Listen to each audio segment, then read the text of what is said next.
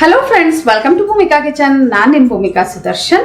ಇವತ್ತು ಸ್ಪೆಷಲ್ ಆಗಿರೋ ಅಂತ ಸಬ್ಬಕ್ಕಿ ರವೆ ಇಡ್ಲಿ ಮಾಡೋದು ಹೇಗೆ ಅಂತ ತೋರಿಸ್ತಾ ಇದ್ದೀನಿ.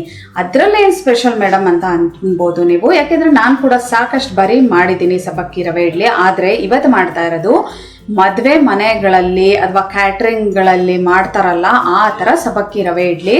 ಅವರು ಮದುವೆ ಮನೆಯಲ್ಲಿ ಹೆಡ್ ಕುಕ್ ಇರ್ತಾರಲ್ಲ, ಅವರು ನನಗೆ ಈ ಸಬ್ಬಕ್ಕಿ ರವೆ ಇಡ್ಲಿನ ಮಾಡೋದು ಹೇಗೆ ಅಂತ ಹೇಳ್ಕೊಟ್ಟಿದ್ದು. ಅವ್ರು ಹೇಳ್ಕೊಟ್ಟ ಮೇಲೆ ನಾನು ಒಂದ್ಸಲ ಮನೇಲಿ ಟ್ರೈ ಮಾಡಿದೆ. ಪರ್ಫೆಕ್ಟಾಗಿ ತುಂಬ ಟೇಸ್ಟಿಯಾಗಿ ಬಂತು. ನಂತರ ಇವಾಗ ನಿಮಗೆ ತೋರಿಸ್ತಾ ಇದ್ದೀನಿ. ಬನ್ನಿ ನಾನು ಹೇಗೆ ಈ ಸಬ್ಬಕ್ಕಿ ರವೆ ಇಡ್ಲಿ ಮಾಡೋದು ಹೇಗೆ ಅಂತ ತೋರಿಸ್ತೀನಿ. ಸಬ್ಬಕ್ಕಿ ರವೆ ಇಡ್ಲಿ ಮಾಡೋದಕ್ಕೆ ಮೊದಲು ರವೆನ ಹುರ್ಕೊಂಬಿಡೋಣ.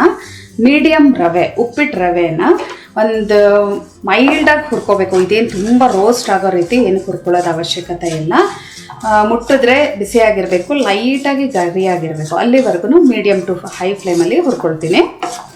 2 ನಿಮಿಷ ಈ ರವೆನ ಹುರ್ಕೊಂಡಿದ್ದೀನಿ. ನಾನು ಇಲ್ಲಿ ಉಪಯೋಗಿಸ್ತಾ ಇರೋ ರವೆ ಬಂದು ಅರ್ಧ ಕಪ್ ಮೆಷರ್ಮೆಂಟು. ಈ ಸಬ್ಬಕ್ಕಿ ರವೆ ಇಡ್ಲಿ ನನಗೆ ಯಾರು ಹೇಳ್ಕೊಟ್ರು ಗೊತ್ತಾ? ಈ ದೊಡ್ಡ ದೊಡ್ಡ ಅಡುಗೆಗಳು ಮಾಡ್ತಾರಲ್ಲ ಮದುವೆ ಮನೆಗಳಲ್ಲಿ, ಅವರು ಮೇಯ್ನ್ ಕುಕ್ಕೆ ನನಗೆ ಇದನ್ನು ರೆಸಿಪಿನ ಹೇಳ್ಕೊಟ್ಟಿದ್ದು. ಅವ್ರು ಹೇಳಿದ ಮೇಲೆ ನನ್ನ ಮನೇಲಿ ಒಂದ್ಸಲ ಟ್ರೈ ಮಾಡಿದೆ, ತುಂಬ ಚೆನ್ನಾಗಿ ಬಂತು. ನಂತರ ಇವತ್ತು ನಾನು ನಿಮಗೆ ತೋರಿಸ್ತಾ ಇದ್ದೀನಿ. ಈಗ ರವೆ ಹುರಿದಿದ್ದಾಯಿತು, ಪಕ್ಕ ಎತ್ತಿಡ್ತೀನಿ. ಸ್ಟವ್ ಆನ್ ಮಾಡಿಕೊಂಡು ಒಂದು ಚಿಕ್ಕ ಬಾಣಲೆ ಒಳಗಡೆ ಈ ರವೆ ಇಡ್ಲಿಗೆ ಒಗ್ಗರಣೆ ಹಾಕೊಂಡ್ರೋಣ. 1 ಟೇಬಲ್ ಸ್ಪೂನ್ ಎಣ್ಣೆ ಹಾಕ್ಕೊಂಡಿದ್ದೀನಿ. ಎಣ್ಣೆ ಒಂಚೂರು ಬಿಸಿ ಆಗ್ತಿದೆ. ಹಾಗೆ ಸಾಸಿವೆ ಅರ್ಧ ಟೀ ಸ್ಪೂನ್, ಜೀರಿಗೆ ಅರ್ಧ ಟೀ ಸ್ಪೂನ್, ಕಡಲೆಬೇಳೆ 1 ಟೀ ಸ್ಪೂನ್, ಉದ್ದಿನಬೇಳೆ 1 ಟೀ ಸ್ಪೂನ್. ಬೇಕಿದ್ರೆ ನೀವು ಗೋಡಂಬಿ ಕೂಡ ಸಣ್ಣದಾಗಿ ಕಟ್ ಮಾಡಿ ಹಾಕೋಬಹುದು, ರುಚಿಯಾಗಿರುತ್ತೆ. ಸಾಸಿವೆ ಜೀರಿಗೆ ಎಲ್ಲ ಚೆನ್ನಾಗಿ ಸಿಡಿತಿದೆ. ಹಾಗೆ 3 ಹಸಿಮೆಣಸಿನ್ಕಾಯಿ. ಯಾವುದೇ ಒಂದು ಐಟಮ್ ಹಾಕೋಬೇಕಾದ್ರೂ ಇದಕ್ಕೆ ಪ್ರತಿಯೊಂದೂ ಸಣ್ಣದಾಗಿ ಕಟ್ ಮಾಡ್ಕೊಂಡು ಹಾಕೊಳ್ಳಿ. 1 ಮೀಡಿಯಮ್ ಸೈಜ್ ಈರುಳ್ಳಿ.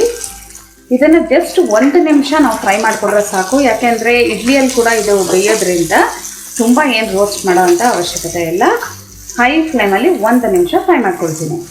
ನೋಡಿ, ಇಷ್ಟೇ ಸಾಕು. ಇವಾಗ ಸ್ಟವ್ ಆಫ್ ಮಾಡ್ತಾ ಇದ್ದೀನಿ. ಇವಾಗ ಎಲ್ಲ ಐಟಮು ಒಂದು ಪಾತ್ರೆ ಒಳಗಡೆ ಹಾಕ್ಕೊಂಡು ಮಿಕ್ಸ್ ಮಾಡ್ಕೊಳ್ಳೋಣ. ಸಬ್ಬಕ್ಕಿ ರವೆ ಇಡ್ಲಿಗೆ ನಾನಿಲ್ಲಿ ನೈಲಾನ್ ಸಬ್ಬಕ್ಕಿ ತೊಗೊಂಡಿದ್ದೀನಿ. ಸಣ್ಣ ಸಬ್ಬಕ್ಕಿ ಬರುತ್ತಲ್ಲ ಅದನ್ನು 1-2 ಅವರ್ಸಲ್ಲಿ ನೀರಲ್ಲಿ ನೆನೆಸಿದ್ರೆ ಸಾಕು. ಅರ್ಧ ಕಪ್ ಸಬ್ಬಕ್ಕಿಗೆ 1 ಕಪ್ಪಷ್ಟು ನೀರು ಹಾಕಿ ನೆನೆಸಿಟ್ಟಿದ್ದೀನಿ. ಇವಾಗ ಈ ಸಬ್ಬಕ್ಕಿನ ಒಂದು ಪಾತ್ರೆ ಒಳಗಡೆ ಹಾಕೊಳ್ತೀನಿ. ನೀರು ಹಾಕೋದು ಬೇಡ, ಬರೀ ಸಬ್ಬಕ್ಕಿ ಮಾತ್ರ ಹಾಕೊಳ್ಳೋಣ. ಸಬ್ಬಕ್ಕಿ ನೋಡಿ ಪೂರ್ತಿ ನೀರು ಹೀರ್ಕೊಂಡಿದ್ದೆ. ನಾನು ಏನು ನೀರು ಹಾಕಿದ್ನಲ್ಲ ಅಷ್ಟೂ, ಒಂದು ಸ್ವಲ್ಪನೂ ನೀರಿಲ್ಲ. ಉಳ್ಕೊಂಡ್ರೆ ನಿಮಗೆ 1 ಟೇಬಲ್ ಸ್ಪೂನ್ 2 ಟೇಬಲ್ ಸ್ಪೂನ್ ಅಷ್ಟು ನೀರು ಉಳ್ಕೋಬೋದು. ಇನ್ ಕೇಸ್ ಹಾಗೇನಾದರೂ ನೀರು ಉಳ್ಕೊಂಡ್ರು ಅದು ಸಪ್ರೇಟ್ ಇಟ್ಕೊಂಡಿರಿ. ಕಲಸೋ ಟೈಮಲ್ಲಿ ಅವಶ್ಯಕತೆ ಬಿದ್ದರೆ ಹಾಕೊಳ್ಳೋಣ. ಹುರಿದಿಟ್ಕೊಂಡಿರೋ ಅಂಥ ರವೆ ಕೂಡ ಮಿಕ್ಸ್ ಮಾಡ್ಕೊಳ್ತಾ ಇದ್ದೀನಿ. ಅರ್ಧ ಕಪ್ ಸಬ್ಬಕ್ಕಿ, ಅರ್ಧ ಕಪ್ ರವೆಗೆ 1 ಕಪ್ಪಷ್ಟು ಗಟ್ಟಿ ಮೊಸರು ಉಪಯೋಗಿಸ್ತಿದ್ದೀನಿ. ಇದನ್ನೆಲ್ಲ ಒಂದ್ಸಲ ಮಿಕ್ಸ್ ಮಾಡ್ಕೊಳ್ಳೋಣ. ನೀರು ಅವಶ್ಯಕತೆ ಬಿದ್ದಾಗ ನೋಡಿಕೊಂಡು ಹಾಕೊಳ್ಳೋಣ. 2 ಮಿಕ್ಸ್ ಮಾಡ್ಕೊಂಡು ಕಲಿಸ್ಕೊಂಡಿದ್ದೀನಿ. ನೋಡಿ, ಎಲ್ಲ ಚೆನ್ನಾಗಿ ಮಿಕ್ಸ್ ಆಗಿದೆ. ಇಡ್ಲಿ ಹಿಟ್ಟಿನ ಹದದಲ್ಲಿರಬೇಕು, ಈ ಹದನೇ ಇರಬೇಕು. ಸಬ್ಬಕ್ಕಿ ಚೆನ್ನಾಗಿ ನೆಂದಿರೋದ್ರಿಂದ ಸಬ್ಬಕ್ಕಿ ಅಷ್ಟು ಮೊಸರೇನು ಕುಡಿಯೋದಕ್ಕೆ ಹೋಗೋದಿಲ್ಲ. ರವೆ ಮಾತ್ರ 1:2 ಪ್ರಪೋರ್ಷನಲ್ಲಿ ಅದು ಹಿಡ್ಕೊಳ್ಳುತ್ತೆ. ಸಬ್ಬಕ್ಕಿ ರವೆ 2 ಮಿಕ್ಸ್ ಮಾಡ್ಕೊಳ್ತಿದ್ದೆ. ಹಾಗೆ 1/4 ಟೀ ಸ್ಪೂನ್ ಅಷ್ಟು ಸೋಡಾ. ಮೇಯ್ನ್ ಯಾವುದೇ ಒಂದು ರವೆ ಇಡ್ಲಿ ಮಾಡಬೇಕಾದ್ರೂ ಸೋಡಾನೇ ಇಂಪಾರ್ಟೆಂಟ್. ರುಚಿಗೆ ತಕ್ಕಷ್ಟು ಉಪ್ಪು, 1 ಟೇಬಲ್ ಸ್ಪೂನ್ ಹಸಿ ತೆಂಗಿನ ತುರಿ, ಕ್ಯಾರೆಟ್ ಒಂದು ಚಿಕ್ಕ ಸೈಜು ಅಥವಾ 1 ಟೇಬಲ್ ಸ್ಪೂನ್, ಕೊತ್ತಂಬರಿ ಸೊಪ್ಪು 2 ಟೇಬಲ್ ಸ್ಪೂನ್. ಇವಾಗ ಇದನ್ನೆಲ್ಲ ಚೆನ್ನಾಗಿ ಮಿಕ್ಸ್ ಮಾಡ್ಕೊಳ್ಳೋಣ. ನೋಡಿ, ಎಲ್ಲ ಚೆನ್ನಾಗಿ ಮಿಕ್ಸ್ ಮಾಡಿದ್ಮೇಲೆ ರವೆ ಆಗಿರೋದ್ರಿಂದ ಚೆನ್ನಾಗಿ ಹೀರ್ಕೊಂಡ್ಬಿಟ್ಟಿದೆ. ಇವಾಗ ಇದಕ್ಕೆ ಒಂದು ಅರ್ಧ ಕಪ್ಪಷ್ಟು ನೀರು ಹಾಕೊಳ್ತೀನಿ. ನೀರು ಹಾಕ್ಕೊಂಡು ಒಗ್ಗರಣೆ ನಾವೇನು ಮಾಡಿಟ್ಕೊಂಡಿದ್ವಲ್ಲ ಅದನ್ನು ಕೂಡ ಹಾಕಿ ಕಲಸಿ ಒಂದು 5 ನಿಮಿಷ ಇಟ್ಬಿಡ್ತೀನಿ ಅಷ್ಟೇ. ಇದೇನಪ್ಪ ಇವ್ರು ಕೈಯೇ ಉಪಯೋಗಿಸ್ತಿದ್ದಾರೆ ಎಲ್ಲದಕ್ಕೂ, ಒಂದು ಸ್ಪ್ಯಾಚುಲಾದಲ್ಲಿ ಮಿಕ್ಸ್ ಮಾಡೋಕ್ಕಾಗಲ್ವಾ ಅಂತ ಅನ್ಕೋಬೋದು ನೀವು. ನಾನು ಬ್ಲೈಂಡ್ ಆಗಿರೋದ್ರಿಂದ ಸ್ಪ್ಯಾಚುಲಾದಲ್ಲಿ ಅಷ್ಟು ಈವನ್ ಆಗಿ ಮಿಕ್ಸ್ ಮಾಡೋದಕ್ಕಾಗೋದಿಲ್ಲ. ಅದಕ್ಕೆ ಕೈ ಉಪಯೋಗಿಸೇ ಈ ಥರ ಚೆನ್ನಾಗಿ ಮಿಕ್ಸ್ ಮಾಡ್ತೀನಿ. ಟೇಸ್ಟ್ ನೋಡಿ ಉಪ್ಪೆಲ್ಲ ಕರೆಕ್ಟಾಗಿದೆಯಾ ಅಂತ ಜಸ್ಟ್ ಒಂದು 5 ಮಿನಿಟ್ಸ್ ಬಿಟ್ಟರೆ ಸಾಕು. ನಂತರ ಇಡ್ಲಿ ಪ್ಲೇಟ್ಸ್ಗಳಿಗೆ ಹಾಕೋಬೇಕು. ಒಂದು 5 ನಿಮಿಷ ಆಗ್ತಿದೆ. ಹಾಗೆ ಚೆನ್ನಾಗಿ ಸೆಟ್ ಆಗಿದೆ ಈ ಹಿಟ್ಟು. ಇವಾಗ ಇಡ್ಲಿ ಪ್ಲೇಟ್ಸ್ಗಳಿಗೆ ಇದನ್ನು ಹಾಕೊಳ್ತೀನಿ. ಇಡ್ಲಿ ಪ್ಲೇಟ್ಗೆ ಒಂಚೂರು ಎಣ್ಣೆ ಹಾಕಿ ಸವರಿ ನಂತರ ಈ ಥರ ಹಿಟ್ಟು ಹಾಕೋಬೇಕು. ಇವಾಗ ಇದನ್ನು ಹಬೆಯಲ್ಲಿ ಬೇಯಿಸ್ಕೊಳ್ಳೋಣ. ನೀವು ಇಡ್ಲಿ ಹೇಗೆ ಬೇಯಿಸ್ಕೊಳ್ತೀರೋ ಅದೇ ರೀತಿ 10 ನಿಮಿಷ ಹೈ ಫ್ಲೇಮಲ್ಲಿ, 5 ನಿಮಿಷ ಲೋ ಫ್ಲೇಮಲ್ಲಿ ಬೇಯಿಸ್ಕೋಬೇಕು.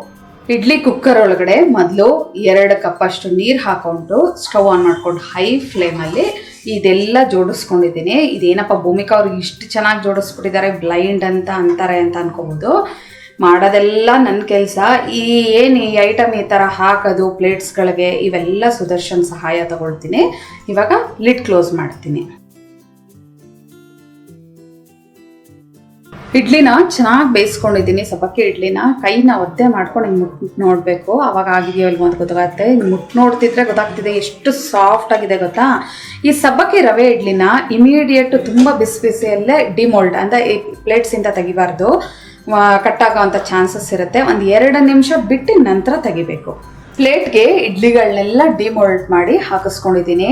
ನನಗಂತೂ ಡಿಮೋಲ್ಡ್ ಮಾಡೋಕ್ಕಾಗಲ್ಲಪ್ಪ, ಅದಕ್ಕೆ ಸುದರ್ಶನ್ ಸಹಾಯ ತಗೊಂಡು ಅವ್ರ ಮುಖಾಂತರ ಕ್ಲೀನಾಗಿ ಜೋಡಿಸಿಸ್ಕೊಂಡಿದ್ದೀನಿ. ನೋಡಿ, ಒಂದು ಇಡ್ಲಿನ ನಿಮಗೆ ಮುರಿದು ತೋರಿಸ್ತೀನಿ ಎಷ್ಟು ಸಾಫ್ಟಾಗಿ ಎಷ್ಟು ಚೆನ್ನಾಗಿರುತ್ತೆ ಅಂತ ಅಂದ್ಬಿಟ್ಟು. ನೋಡಿ, ಇಡ್ಲಿ ಅಂತೂ ಎಷ್ಟು ಸಾಫ್ಟ್ ಆಗಿದೆ ಗೊತ್ತಾ. ಹಿಂಗಂತ ಇದ್ರೇ ಗೊತ್ತಾಗ್ತಿದೆ ಆ ಸ್ಪಾಂಜ್ ಎಫೆಕ್ಟು. ಹಿಂಗಂದ್ರೆ ನೋಡಿ ಎಷ್ಟು ಸ್ಪಾಂಜ್ ಥರ ಎಷ್ಟು ಸಾಫ್ಟ್ ಆಗಿದೆ. ಇದಕ್ಕಂತೂ ಒಳ್ಳೆ ಕಾಯಿ ಚಟ್ನಿ ಇದ್ರಂತೂ ಬೊಂಬಾಟಾಗಿರುತ್ತೆ. ಪಕ್ಕ ಒಂಚೂರು ಬೆಣ್ಣೆನೋ ಅಥವಾ ಚಟ್ನಿ ಮೇಲೆ ತುಪ್ಪನೋ ಹಾಕ್ಕೊಂಡು ತಿಂತಾ ಇದ್ರೆ ಮತ್ತೊಂದು ಇಡ್ಲಿ ಹಾಕಿ ಅಂತ ಮಕ್ಕಳಾಗಿರ್ಬೋದು ಮನೆಯವರಾಗಿರ್ಬೋದು ಹಾಕಿಸ್ಕೊಂಡು ತಿಂತಾರೆ. ಮತ್ತೆ ತಡ ಇವತ್ತಿನ ಈ ಸಬ್ಬಕ್ಕಿ ರವೆ ಇಡ್ಲಿನ ನೀವು ಕೂಡ ಟ್ರೈ ಮಾಡಿ ಹೇಗಿದೆ ಅಂತ ನನಗೆ ಕಮೆಂಟ್ ಬಾಕ್ಸಲ್ಲಿ ತಿಳಿಸಿ. ಇವತ್ತಿನ ಈ ಸಿಂಪಲ್ ರೆಸಿಪಿ ನಿಮ್ಗೆ ಇಷ್ಟ ಆದರೆ ಲೈಕ್ ಮಾಡಿ, ಶೇರ್ ಮಾಡಿ. ಯಾರೆಲ್ಲ ಇನ್ನೂ ಭೂಮಿಕಾ ಕಿಚನ್ಗೆ ಸಬ್ಸ್ಕ್ರೈಬ್ ಆಗಿಲ್ಲ ದಯವಿಟ್ಟು ಸಬ್ಸ್ಕ್ರೈಬ್ ಆಗಿ. Thanks for watching.